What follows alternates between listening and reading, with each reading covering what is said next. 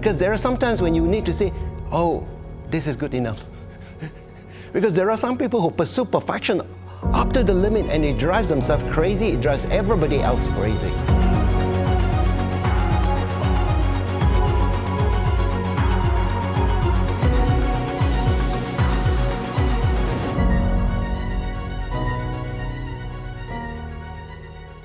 Datuk Seri Dr. Victor Wee has stood out as a leader among peers even from a young age. He started the Buddhist musical group The Wayfarers when he was only 27 years old, which recorded 5 albums comprising songs mainly composed by him and Dd Dr. Together with graduates from local universities, he formed Buddhist Graduate Fellowship, which was registered as Buddhist Gem Fellowship or the BGF a few years later. He was BGF's president for 27 years, making him one of the longest-serving Buddhist leaders in the country. Under his leadership and guidance, BGF has grown from a meeting of Buddhist graduates in single-story houses to its own permanent 5-story home in Ara Damansara. Professionally, Datuk Seri Dr. Victor Wee is a trained economist. He held several key roles in the public sector, most notably as the Senior Director of the Economic Planning Unit in the Prime Minister's Department for 29 years. He was also the Secretary General of the Ministry of Tourism and later on Chairman of Tourism Malaysia. He is currently a professor in Taylor's University, Malaysia. In today's Awaken session, we'll take a peek behind the curtains of Datuk Seri Dr. Victor Wee's illustrious leadership journey as he unveils what it's really like to be a leader among peers. Good morning, Datuk Seri. It's so good to have you on our talk show here today. Well, thank you, Luhan. It's good to be here. Oh, thank you. Datuk Seri, you've held many key leadership positions throughout your professional career, as well as in the Buddhist community. And for some of these roles, you've held them not just for a number of years, but even a number of decades. So I'm just curious, Datuk Seri, was being a leader something that you desired from a young age? Was it like a childhood dream? How did you become a leader? How does one become a leader? Well, I guess different aspirations, different people when they become leaders have different ideas in their mind. As for me, maybe I should start by saying that I'm the fourth in the family. And if you're the fourth, you don't normally get to play the leadership role in your family because the elders normally, they will outspeak you, they will outdo you, and you tend to be a follower. And they normally leave me alone to do my own things. But as you go through life, like for instance in the Buddhist circle, when the opportunity presents itself, it is not that I say that, oh, I want to be a leader, not like that. It's just that the situation is there, and if you want to bring up changes, you want to bring improvement, then you have to get involved. And what is a better way of doing it than to take a leadership role? Because then you're in control of the situation. So I see leadership as the opportunity must present itself, and you get the support from everybody else, and you have a clear idea where you want to lead. And the most importantly, when you become a leader, it's not like you taking the lead and telling everybody what to do. It's like working in a team, listening to people, working in a team in order to make the changes together. So it is a matter of buying in. So people get a buy-in. They feel that that you have a good idea, and together they feel motivated to make the change. So for me, that is my style of leadership. I like to work with people. I never think that, sometimes when you think a leader is probably perfect, he has a very good idea of what he's doing things, he has the best idea. I never think myself in that way. I always think myself as, well, I have some kind of ideas, but let me listen to others and try to learn from them. And together, when you get inputs from others, you can always build up, your idea will actually turn out to be much better. Even those who do not agree with you. Because even people who have put up opposition, you have to listen to the idea, don't listen to the person. Don't think, oh, this is the person I like or I don't like. Put aside your feeling about that person. Listen to the idea and see, how can I make use of the idea?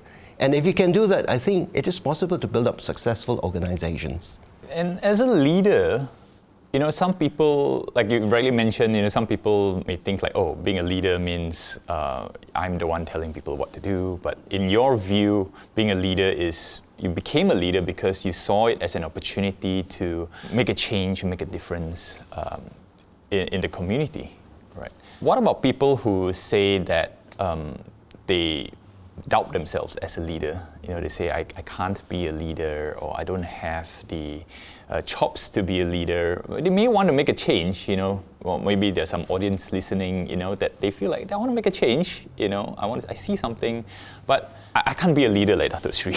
You know, I can't be a leader that can lead a team. So what would you say to people like that? I think one of the things I must say, that if you refer maybe to the Mangala Sutta, one of the prerequisites for success is that you need to build a pool of merits in the past, right? So there are some people who try very hard to be a leader, but maybe the way they carry themselves, the speech, their attitude, make them really unsuitable for a leadership role, right? So, and you also, for you to succeed, you also need to have the merits in order to support you. So that's why some people think, oh, I want to be a leader because, you know, I'm in the limelight.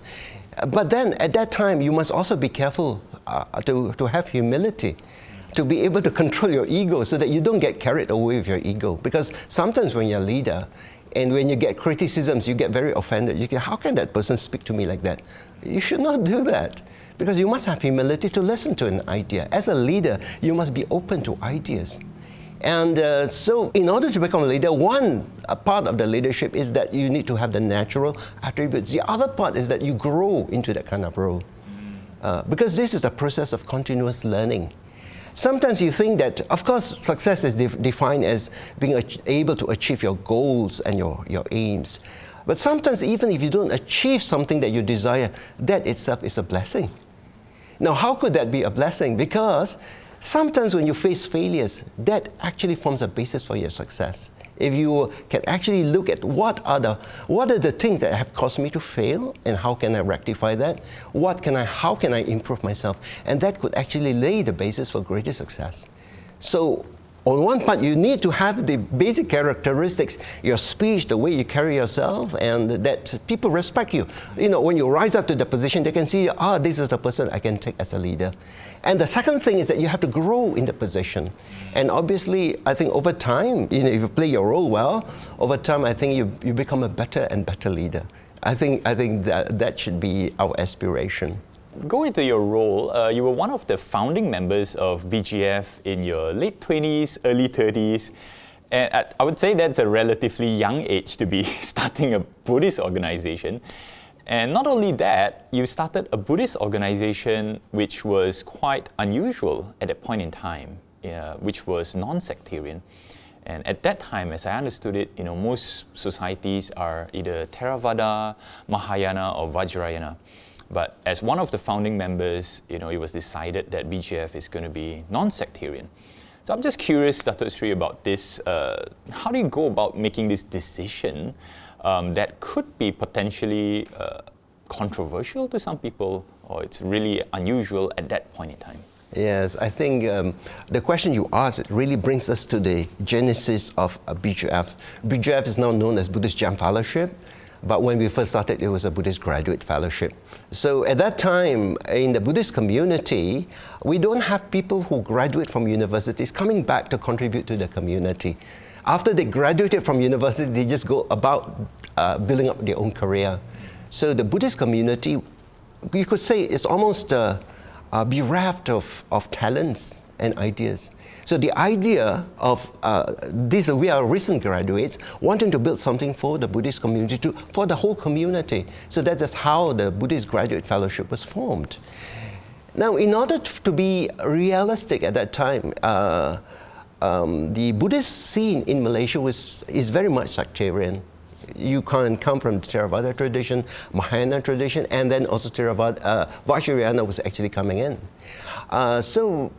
Collectively, we decided that let us take a non-sectarian approach because that is the reality of Malaysia. Malaysia happens to be a country where you can have all the three traditions operating together. We also realized that there are good teachers coming from the other traditions. So in the learning of Buddha Dhamma, we try to open ourselves to learn from different teachers they're all Buddhist teachers coming from different traditions in order to benefit from these teachers. But in terms of practice, we just remained in the tradition that we're used to. So the talks, when we invite monks from other traditions, we do not want them to talk about rituals, but to give us proper teachings. So that becomes an open approach, and at that time, as you mentioned, some people, we were criticized, that we try to have, because this is a very unusual approach, wanting to become non-sectarian. But I think, as it turns out, it makes us being open to the different groups operating in the country. We have no problem at all, and it also opens up the whole scope of Buddhism. The world has become so small, so let us not just confine ourselves on a kind of a sectarian sect. The other thing is that sometimes when we just focus on a sect, we begin to think that this is the only way that things can be done. Our way is the correct one; the others are not. I think we need to avoid that kind of narrow thinking. We need to be much more open. As you rightly mentioned, that there was criticisms coming in, and people might be saying that this should not be the way. This is against, the Buddhist way. So how does a leader like yourself deal with that? I think basically, if you're a graduate and you want to bring innovations into the community, sometimes you must be prepared to do something that is different. As you know, I also introduced Buddhist hymns. I composed songs and sang songs in the Buddhist in the temples. Do something different. But if it is something that can contribute to the Buddhist community, why not? I think later on, when we started bringing teachers from other traditions within the Buddhist community, they begin to realize that you actually have very good teachings from teachers from other traditions. And when you begin to see the quality that comes up from that effort, the criticism subsides. After that, it becomes a non-issue. So whatever you do, you must be able to prove it. You have to think well, and you must be guided by both your mind and your heart, and you must actually produce a result that convinces people. Because I find that is a challenge for leaders to make. How do we know that we're making the right decisions at that point in time? Because we wouldn't know what's in the future.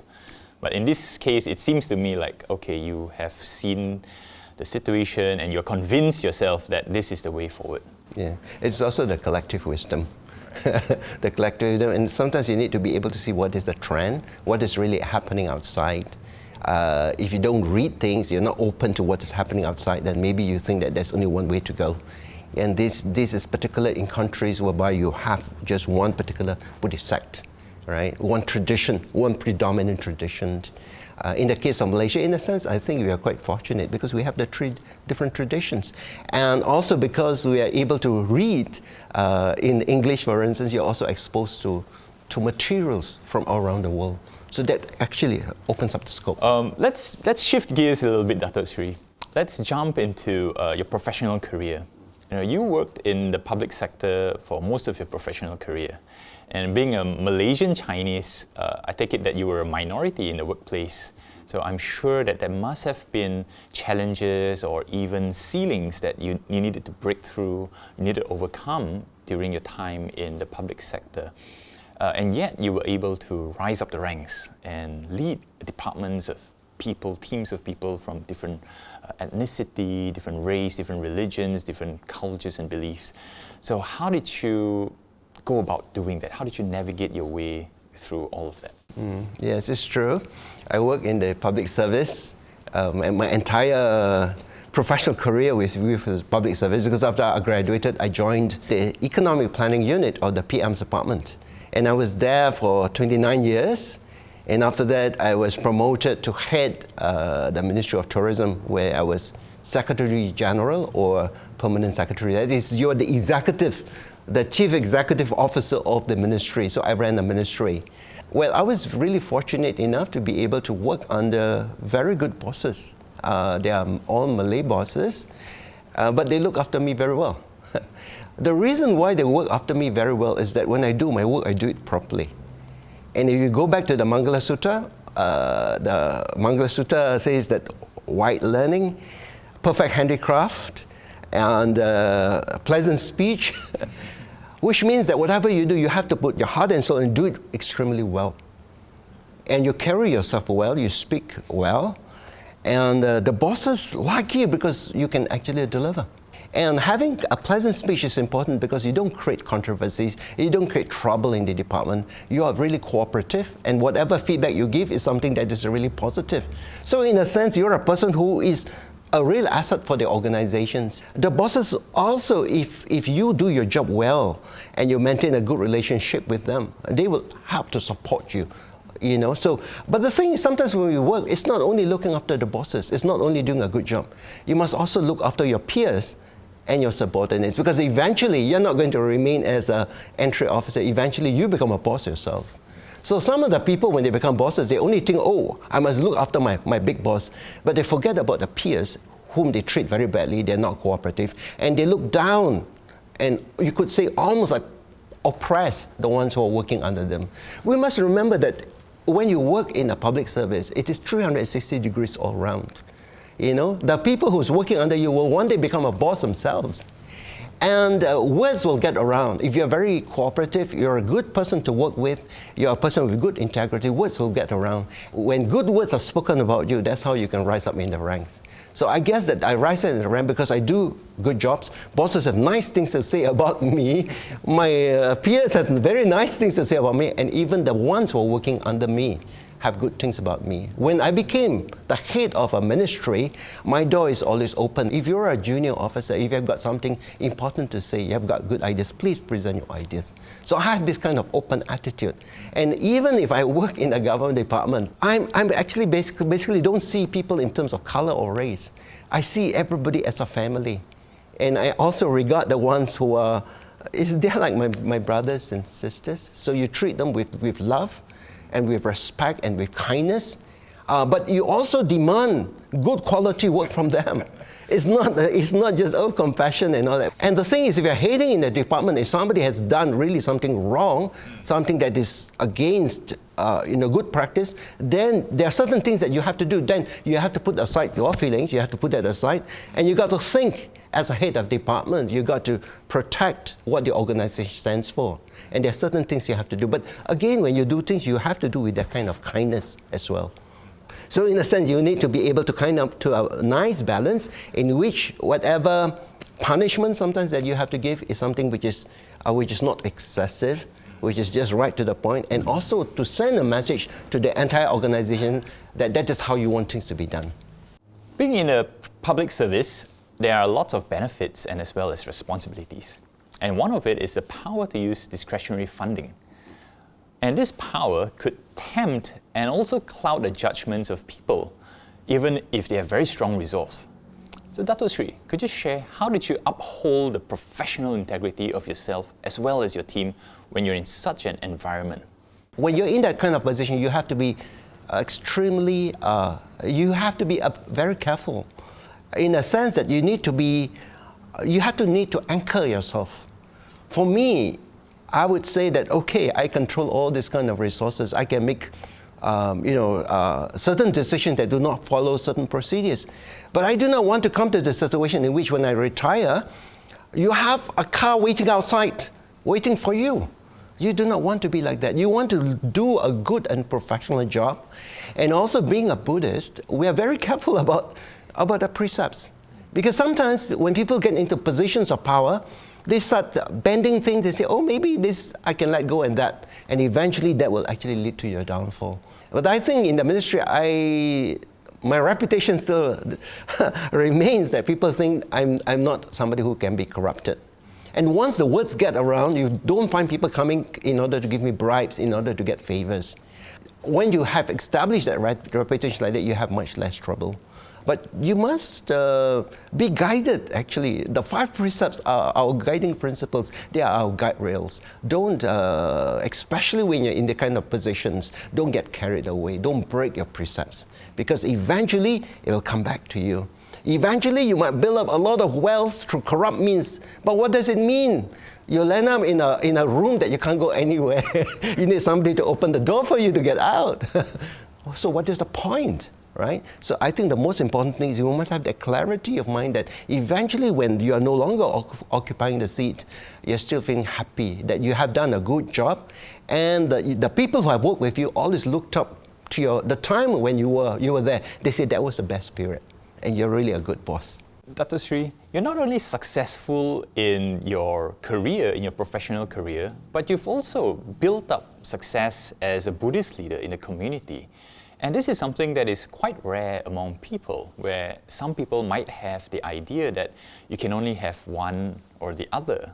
Or in fact, some Buddhists may have this idea that, oh, shouldn't strive so hard for material gains, should let go, that sort of thing. So what do you say to this?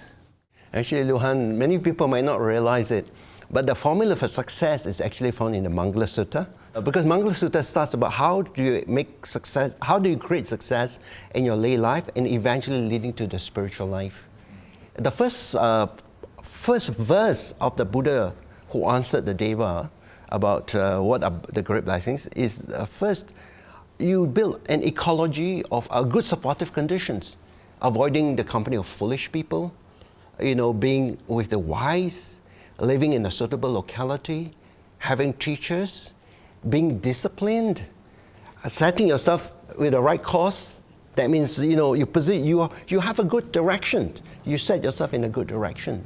And also, when you do a job, you need to be accomplished, vast learning, to be skillful in whatever you do so that you become successful, to be pleasant speech, and also in terms of your attitude, to be, of course, you want to aim for excellence, put in the effort for excellence, but you must also know the limits of excellence, right? Because there are some times when you need to say, oh, this is good enough. Because there are some people who pursue perfection up to the limit and it drives themselves crazy, it drives everybody else crazy. So instead of building up a team, you break up a team. So sometimes you need to say, oh, this is good enough already. So that is how contentment also comes in. Some part you need to also be contented. So I think it is important that if you have chosen to live a lay life, live a lay life. Because there are some people who have chosen to live a lay life, but they're thinking that maybe they want to behave like a monastic, cut this, cut that, and all that. So they go through a good part of their youth and adult life playing this kind of role. And eventually, when they come to a certain kind of age, when it is a bit too late to build up a career, then they realize that they have actually missed the boat. Please don't do that. Because if you're a lay person, make sure that you build up your career so that you have the financial security when you come to a certain age. And then you don't have to worry about the financial security side. So you need to kind of balance that. And also in the Mangala Sutta, it talks about cherishing your family, your children, your parents, relatives, be generous, build up your sila. These are the kind of things that help to support you. But of course, the other part of a lay life is not just trying to build a career just for a career, because there are also the spiritual side of us as well. And this is when we also need to make sure that we don't neglect that, associating with good teachers, learning from good teachers, having the attitude of humility so that you're always open to learning, always learning things, not in a position of pride, but also that kind of humility, having the respect, having the sense of gratitude. So these are all the qualities that was mentioned in the Mangala Sutta. So actually, this is how we balance. You pursue a career, you do a really good job, you try to push up the level of excellence, but you must also know the limits of how to push and not to push some more. And you say, this is good enough, let's move on to something else, right? And also to be able to work in a kind of a harmony is actually important when you start working with people. When people work with you, you work in a harmonious condition, they are the ones who support you. Don't think that you're a leader, that you're just walking alone, oh, I'm carrying the flag. But you need all the other people, all the support for an organization to be successful, for your business to be successful, because you need that kind of conditions. So you have to work with people, and people have to be happy to work with you. And having good moral principles based on the Buddha Dhamma, I think is really essential. How you speak, how you react, and also have to have the love and kindness. So if you disagree with a person, give positive feedback. What value can you bring on the table? How can you benefit the person? So you must have that kindness when you give a feedback. It's actually to benefit a person, not to show, oh, how smart or how great you are. It's just the other way. So these are the kind of things that I learned from the Dhamma, right? In order that you have the love and kindness, and you always think that even when you give feedback to a person, it's actually to benefit the person. You must do it out of kindness to see how that person can benefit from your feedback, right? So I guess sometimes when we do a good job, even our professional job, within the job itself is an opportunity for us to practice the Buddha Dharma. Just as I mentioned, heading organizations, controlling resources and all that, that becomes an opportunity because the temptations are there. So what is the point of learning up all the things that you learned, the theory of being honest and all that, and then when somebody wants to give you a bribe, you just take it? What is the point? So that becomes an occasion for you to see how strong the basis of your practice is. So within the job itself is the opportunity to practice the Buddha Dharma, because eventually you will retire, right? Have you built up that kind of accumulations for you to be able to progress? Because we would also like to deepen our wisdom and eventually, to gain spiritual insights as well. So that becomes important as part of a lay person. That's what we need to do. Thank you so much, Datuk Seri. And we've come towards the end of our program, our talk show here today. And you've had so many lessons throughout your career in the Buddhist society, in your life. And if you had, what would you want to say to our audience listening today? If you could just give very quick some life tips to them. I think eventually, the most important thing is that we must be able to build up a good life for ourselves. A life has to be lived well, so that if at any moment when we have to live this life, you don't have any regrets that certain things you have not done, certain things you wish you have done better.